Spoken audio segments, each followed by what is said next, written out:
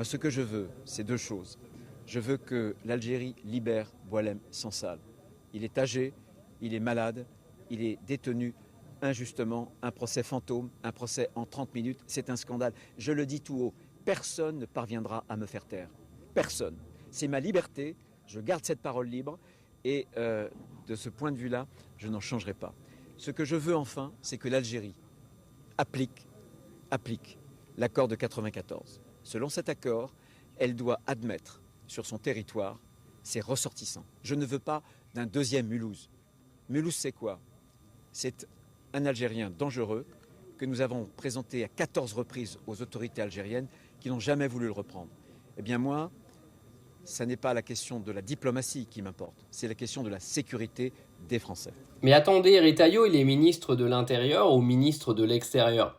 Parce qu'arrive un moment, le ministre de l'Intérieur, vous savez que c'est pas son rôle en fait, de parler de l'Algérie toute la journée sur Twitter, sur BFM TV ou sur CNews. D'accord? Un ministre de l'Intérieur, il est là pour s'occuper de l'intérieur du pays. Le problème, c'est que Retailleau, il a décidé en fait de se prendre pour un ministre des Affaires étrangères ou un président qu'il n'est pas depuis maintenant plusieurs semaines, voire même plusieurs mois. Alors moi, j'aimerais bien en fait qu'on rappelle à Bruno Retailleau son rôle au gouvernement. Je crois que Tebboune a assez expliqué dans son interview avant-hier qu'il en avait strictement rien à foutre de Retailleau, qu'il parlerait pas avec lui parce que c'est pas quelqu'un avec qui il veut parler, tout simplement parce que de toute manière, il n'a même pas le rôle diplomatique qu'il faut pour aller parler avec Tebboune et se mêler des histoires de l'Algérie. Mais en fait, il s'est pris pour un sauveur de l'humanité, Retailleau, ou quoi? C'est un truc de ouf. Vous savez, c'est ça qui va pas dans ce pays.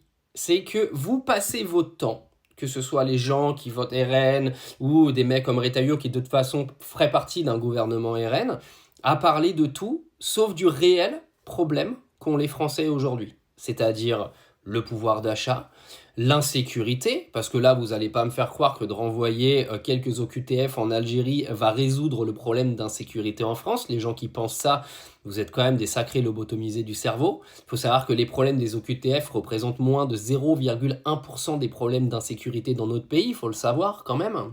Et que passer toute sa journée et toutes ses semaines à parler des OQTF et de l'Algérie, croyez-moi que c'est un écran de fumée pour qu'on évite de parler des vrais sujets. Et Bruno Retailleau est plutôt bon, hein. En plus, il se fait victimiser en disant « personne ne me fera taire ». Tu démissionneras, Retailleau, parce que ton discours, tout le monde s'en branle. En Algérie, Tebboune, t'as bien fait comprendre qu'il s'en fout, il ne sait même pas qui tu es. Et de toute façon, t'as même pas le rôle politique pour prendre quelconque décision sur le sujet. Tebboune, il a dit il parlera avec Macron, il parlera pas avec toi. Donc s'il te plaît, Bruno Retailleau, reconcentre-toi sur les problèmes principaux de ce pays et arrête d'aller parler de l'Algérie H24 parce que c'est pas comme ça que tu vas améliorer le quotidien des Français.